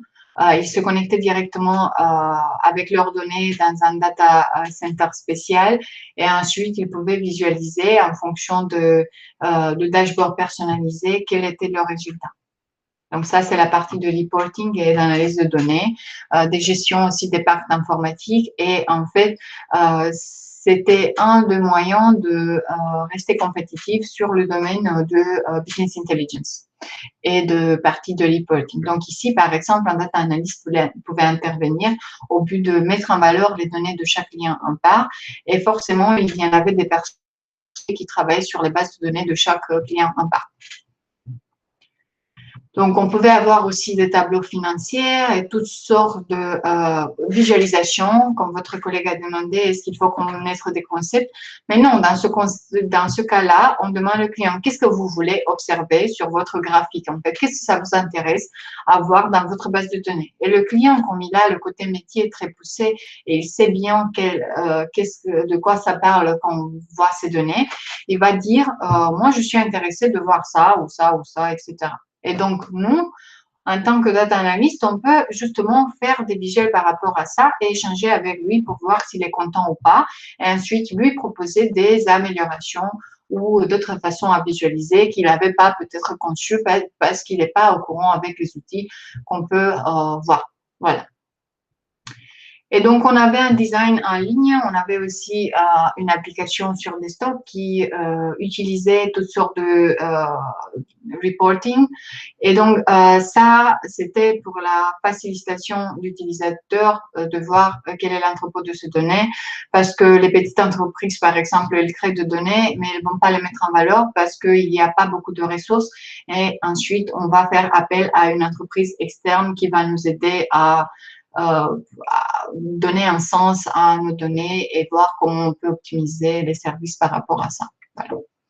Donc, à part de cette pôle édition qui était la partie du PI de reporting, on avait un laboratoire de data, c'est-à-dire que c'était la partie d'innovation où on découvrait par exemple le potentiel de la donnée du client, donc la vieille de l'information, faire des comparaisons entre des différentes applications, voir quels sont les use cases qu'on peut utiliser. Donc ça, c'est la partie design and thinking, là où on concevait la façon d'implémenter les projets en data. Après, on passait à l'étape de test and learn, là où on avait un data factory et on faisait des proof of concept, donc on faisait des tests par rapport à des futurs projets à réaliser. Okay? Et donc ici, on faisait de la préparation de données, de la découverte de données, de la vérification de qualité de ces données-là. On faisait de la data science aussi. Et ensuite, la troisième phase, après la partie de POC, on sort de la data factory dans la data product, là où le POC il a été validé justement et où on va commencer à implémenter en production le projet. Et donc, au sein de ce pôle-là, on avait cette offre sur laquelle j'ai travaillé où c'était important, par exemple, à diminuer les coûts et à s'assurer qu'il n'y a pas de gaspillage d'informations. OK? Donc, il y en avait des constatations qu'on a réalisées par rapport à surcoût et au délai de déploiement. Et ces constatations pouvaient être améliorées aussi par l'intermédiaire de la data science, mais ces constatations ont été observées très tard et c'est pour ça, en fait, qu'on a proposé à réaliser ce type de POC. Donc, par exemple, on avait des applications avec des licences qui n'étaient pas utilisées par les collaborateurs et ça apportait un coût supplémentaire. Les entreprises déclaraient aussi de la résistance au changement vers la digitalisation. Et donc, ça mettait un blocage à l'évolution technologique. On avait beaucoup de coûts cachés dans l'IT et ça, c'est le cas pour toutes les entreprises en général. OK? On avait toutes sortes de situations qu'on a découvertes comme étant améliorables. Et c'est dans ce contexte-là qu'on est intervenu. Donc, manque de capacité à mesurer les usages réels et c'est pour ça que la data science est arrivée à traiter ces données et à donner un sens plus important. Une gestion de la donnée était nécessaire puisqu'on ramasse toujours des données, mais elles ne sont pas tout le temps cohérentes en fonction des applications qu'on utilise et on n'a pas un seul endroit parfois où on peut retrouver tout l'ensemble de ces données, malheureusement. Et c'est ici qu'un data architecte devrait rentrer en jeu. Et il y a parfois une difficulté d'identifier les coûts et voir comment on peut s'améliorer. Et donc, ici, en gros, ce qu'on a fait, on a utilisé une partie de dashboard en utilisant pas comme ça que j'ai appris Power BI. Et c'était mon premier outil de visualisation et j'ai jamais utilisé à l'université un outil de visualisation. Donc, c'est pour ça que pour moi, ça a été super intéressant. Ensuite, on a utilisé Dataiku pour gérer ces données-là d'une façon un peu plus appropriée en utilisant des données qui étaient traitées préalablement avec R. Et après, on les mettait toutes en place sur la plateforme de Microsoft Azure. Et ensuite, on a utilisé Google BigQuery aussi pour réaliser ça. Donc, j'ai vu beaucoup de plateformes. On a fait beaucoup d'essais au début, voir quelle est la meilleure plateforme adaptée. Nous avons fait beaucoup de benchmarks aussi. Et donc, c'est pour ça, en fait, que le chemin d'implémentation d'un projet, de réalisation d'un projet n'est pas toujours évident. Surtout si c'est dans les premières phases. Et c'était super intéressant. J'ai beaucoup de choses apprises, ça m'a beaucoup plu et je vous conseille aussi de regarder ces applications si vous avez l'occasion. Mais sachez que la majorité des applications, si vous ne les traitez pas en entreprise, vous aurez probablement qu'elles sont coûteuses. Donc, par exemple, Dataiku, il y a une licence qu'il faut avoir. R et Power BI sont gratuits, mais au bout d'un moment, on peut avoir des licences pour Power BI et R aussi. Donc, il faut, en plus de votre travail actuel, penser un peu plus loin et voir sur la faisabilité de l'environnement informatique que vous utilisez et si l'infrastructure informatique de système d'information, elle est déjà prête à le faire. Et donc, c'est que se passait et qu'on a vu en fait toutes sortes d'incohérences qui pourront qui pouvaient être remédiées par l'intermédiaire de traitement de la donnée et de l'analyse de ces données-là. Et donc, on a essayé à augmenter l'interface en luttant contre ce gaspillage digital qui était fait par le fait qu'il y avait des licences qui étaient payées et qui n'étaient pas utilisées. On a essayé à optimiser de façon énergétique le parc. Donc, on a essayé à trouver quel est le comportement de chaque utilisateur en parc par rapport à son boulot. On a voulu faire des profilages par rapport à ces utilisateurs pour voir s'il y en a des patterns spécifiques qui ressortent en fonction peut-être de métiers que chacun d'entre eux avait ou pas. On les a implémentés avec des algorithmes de machine learning. Surtout la partie clustering avait été réalisée dans cette étape-là. Et ensuite, on a fait des calculs et nous sommes arrivés à avoir des résultats très, très intéressants. Donc, en fait, un POC, de ce point de vue, il a été assez fluide. On a vu quels étaient l'état actuel. on a identifié quelles étaient les améliorations à réaliser et ensuite on a essayé à implémenter un plan d'action adapté au domaine de la data science. Voilà. Et donc, ici, la première illustration qu'on a eue, par exemple, avec Power BI, c'était très intéressant et une grande base de données qui traitait, par exemple, le comportement d'un spécifique utilisateur par rapport à son métier. Et donc, tout ça, c'est pour dire que il n'y a pas des projets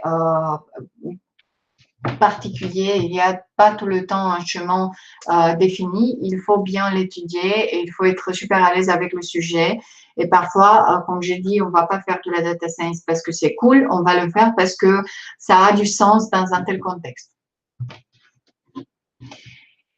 Et donc, on a eu ce pôle de conseil d'Econocom, là où je intervenais aussi. Donc, on a eu à ce moment-là le pôle de business intelligence, le management de données, la data science et la data academy qui donnaient des cours aussi faisaient des interventions par rapport à ces sujets autour de la data. Voilà.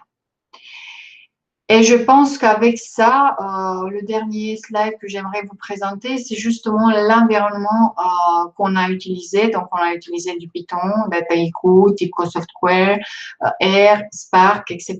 Donc, ce sont des outils que vous allez retrouver sur le marché. Et ça, c'était dans le but d'explorer les données, de les préparer, de les prédire et de les personnaliser. Et donc, c'était un projet super intéressant. J'ai changé ensuite de boîte. Je ne sais pas encore si il persiste à exister, mais je suis sûre qu'ils ont fait un bon boulot après mon départ puisqu'ils avaient pas mal de pistes pour développer sur ces sujets-là. Et donc, ce que je veux dire de tout ça est qu'il n'y a pas de chemin direct pour arriver à un certain but. Parfois, on ne sait pas quel est le but. Et donc, je vous propose de faire le plus d'erreurs possible, mais des erreurs contrôlées qui n'ont pas autant de répercussions sur votre professionnel. Et de faire ces erreurs-là et d'apprendre de ces erreurs parce que c'est un très bon moyen de le faire.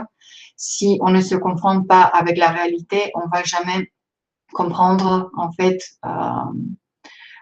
comment avancer. Et si on se confronte avec la réalité, on va avancer en faisant de trials and errors. Okay? On va faire ça et on va faire ça autant de fois qu'on va avoir du succès. Et comme je dis, Edison, il a essayé 1000 fois de faire l'ampoule et c'est la 1008e fois qu'il avait réussi. Sauf qu'on ne se rappelle pas de ces 1000 fois d'erreurs qu'il avait fait, on se rappelle de celles qu'il n'avait pas fait. Et donc, voilà. À la fin du chemin, il y en a toujours quelque chose d'intéressant à découvrir et je vous félicite encore une fois pour cette démarche dans cette direction. Restez en contact avec la communauté de data science, essayez de faire le plus possible pour être au courant avec ces sujets parce que c'est très intéressant. Développez votre brand et restez en forme, motivé, sérieux, professionnel et certainement vous allez gagner beaucoup de ça. Merci beaucoup. Ça, c'est ma présentation. Voilà. Merci. Merci, Andrea. Merci à vous. Merci beaucoup. Merci. Merci. 17h15, mais si Merci. vous avez une ou deux questions avant qu'on finisse, n'hésitez pas. Bah, moi, si je pouvais revenir sur la question que je voulais poser tout à l'heure, qui est beaucoup plus générale, il y avait une citation qui disait que la citation de Napoléon qui disait que la guerre était à 90% de l'information. Et si on partait du principe que la guerre qui arrive pour nous, c'est de trouver un job qui nous correspond, et que le but pour cette guerre, du coup, pour nous, c'est de réunir un peu les informations du secteur d'activité, des boîtes qui recrutent en data, potentiellement nos profils. Est-ce que vous avez des suggestions pour nous organiser là-dedans, pour y voir un peu plus clair, pour avoir une liste de boîtes en fonction de leur taille, de leur secteur, des choses comme ça? C'est une bonne question. J'avais pas trop réfléchi parce que en fait, ce qui se passe, c'est que moi, je suis très active sur LinkedIn et il y a tous les semaines des personnes qui m'envoient leur CV. Voilà. Et donc, moi aussi, je fais actuellement, je fais partie de ceux qui recrutent des data scientists aussi pour ma boîte. Bon, cette période, c'est un peu plus compliqué. Mais en fait, je n'ai jamais pensé à ça parce que j'ai pas trop reçu ce genre de questions. Mais si tu veux, Mais on peut. comment vous y êtes pris du coup? Parce que vous y êtes pris uniquement avec les par contact en fait de fil en aiguille et vous n'avez jamais eu de recherche active. C'est ça, si je comprends bien? Oui, en fait, j'ai eu des recherches actives lorsque j'ai voulu, avant d'être embauchée à Econocom. Et donc, ce que je faisais, j'avais 2 ou 3 entretiens par jour. Et donc, ce que j'ai fait, je me suis abonnée sur Monster, aussi sur LinkedIn. Je cherchais des offres d'emploi qui étaient posées et je postulais ma candidature, tout simplement. Mais à partir de ce moment-là, je n'ai plus été en recherche active. Je n'ai plus cherché à avoir du boulot. Et donc, je suis tombée de l'autre côté. Il y a des avantages et des désavantages, mais voilà, je n'ai plus de recherche active. Donc, je peux vous indiquer, si vous voulez, des liens pour être présent sur les plateformes de recrutement. Ça peut vous aider si jamais ça vous intéresse. Vous prendrez le contact avec Maëlys, je vais discuter avec elle par rapport à ça. Et, comme ça, je pense que ça va vous aider. Je suis sûre, en fait. Ça marche, merci. De rien. J'ai une petite question. J'ai une question aussi de façon générale sur LinkedIn. Je voudrais juste savoir comment je dis, quelle est la langue qu'il faut utiliser pour présenter pour se présenter sur LinkedIn. Est-ce qu'il faut plutôt faire de l'anglais puisqu'on est dans le data ou est-ce qu'il faut faire en français en fonction. Moi, par exemple, ma priorité c'est en France, voilà, pour des raisons personnelles. Mais je me demande, est-ce que je dois présenter en anglais ou me présenter en anglais ou faire mon profil en français? Après, c'est une super bonne question. Moi, ce que je recommande à tout le monde est de savoir très bien la langue anglaise. Actuellement, je travaille dans un environnement très international. Donc, je n'utilise la langue française que tous les 3 jours, par exemple. Donc, pour moi, ça, c'est un vrai acquis et ça m'a beaucoup aidé aussi dans mes recherches. Je n'ai pas postulé en anglais si j'ai voulu travailler pour une boîte en France et qui ne disait pas qu'il y a un contexte international. Donc, il faut bien s'adapter en fonction de recruteurs, d'où ils travaillent. Et voilà. Moi, je reçois en général des offres aussi en anglais et en français. Ça ne me dérange pas personnellement, mais il y a des personnes qui préféreront que si on me parle d'un poste en français, on va postuler en français. Voilà. Et pour info, j'ai 2 CV, un en français et un en anglais, OK? Et donc, je les mets tous les deux là-bas. Si jamais il y a un problème, vous allez trouver un qui vous parle. Question sur un data analyst junior. Attendez un peu. J'avoue que je n'ai pas regardé vos chats. Un data analyst junior, combien il peut prétendre à quel salaire? Je ne sais pas trop répondre à ça. En fait, il y a des fourchettes. Bon, après, il y a des limites inférieures et supérieures, mais j'avoue que ce sujet, pour moi, était toujours un peu tabou parce qu'au début, j'ai dit, ça m'intéresse vraiment à augmenter une expérience, donc dites-moi combien vous envisagez à proposer et je vous dis si ça me va ou pas, autant que je ne vais pas mourir de faim. Maintenant, il y a un peu plus de prétention, bien sûr, puisque il est proportionné et corrélé avec l'année d'expérience aussi. Mais je ne sais pas, en fait. Les salaires en France, bon, à Lyon, par ici, ça commence quelque part, je ne sais pas quoi dire, je ne veux pas dire des bêtises. Désolée, je ne sais pas plus que ça, puisque ça, même si je recrute, en fait, c'est pas le salaire que je connais, en fait. Voilà. Désolée pour ça. Donc, pour ça, renseignez-vous. Il y a des sites en ligne qui peuvent vous donner un petit peu une tranche. Donc, je peux chercher et vous dire, ou vous pouvez chercher par vous-même et avoir une estimation. Sachez juste que cette estimation varie d'une région à l'autre et d'une entreprise à l'autre. Donc, il n'y a pas trop de bonnes réponses. Sachez juste que si vous recevez un salaire, il ne sera pas sous le minimum accepté par rapport à votre poste et par rapport à votre parcours académique. Donc, voilà. Les tranches changent beaucoup d'un site à l'autre. Oui, elles changent beaucoup d'un site à l'autre parce que justement, il n'y a pas une cohérence par rapport aux tranches de salaire. Et donc, c'est pour ça que je dis la meilleure chose est que vous discutiez avec le recruteur directement. Et c'est un sujet assez sensible. Faites attention quand vous l'approchez parce que le but est d'échanger sur le domaine et sur le poste, surtout que sur le salaire en première phase. Mais je vous conseille à faire plusieurs entretiens et n'hésitez pas à être au courant par rapport à ça parce qu'au bout d'un moment, vous allez toujours trouver une tendance. Et cette tendance change tout le temps déjà et surtout actuellement, je suis sûre que la tranche du salaire, elle n'est pas pareille qu'auparavant, surtout parce que la demande, l'offre d'emploi diminue et la demande augmente et ça peut peser beaucoup sur la tranche de prix du salaire. Est-ce qu'il y a d'autres questions? Je prends encore une question et après je vous laisse tranquille.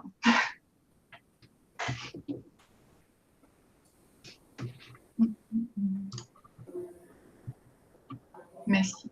De rien. J'espère que ça peut vous aider. Mais soyez flexible par rapport à ce que se passe.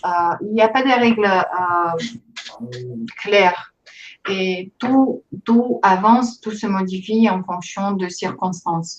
Et voir l'état d'esprit d'un recruteur peut influencer votre avenir par rapport à ce recrutement-là. Donc, sachez qu'il y a toujours une variabilité importante et qu'il n'y a pas un chemin à apprendre. Il faut juste essayer et essayer le plus possible. C'est comme ça que vous allez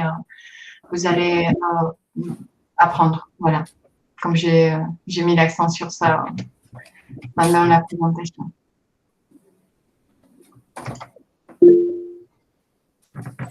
De rien, Alessandro.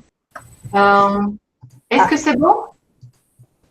J'avais peut-être une dernière question. Dernière. Quand vous aviez postulé sur LinkedIn et Monster, est-ce que vous envoyiez juste le CV ou vous faisiez une lettre de motivation à chaque fois?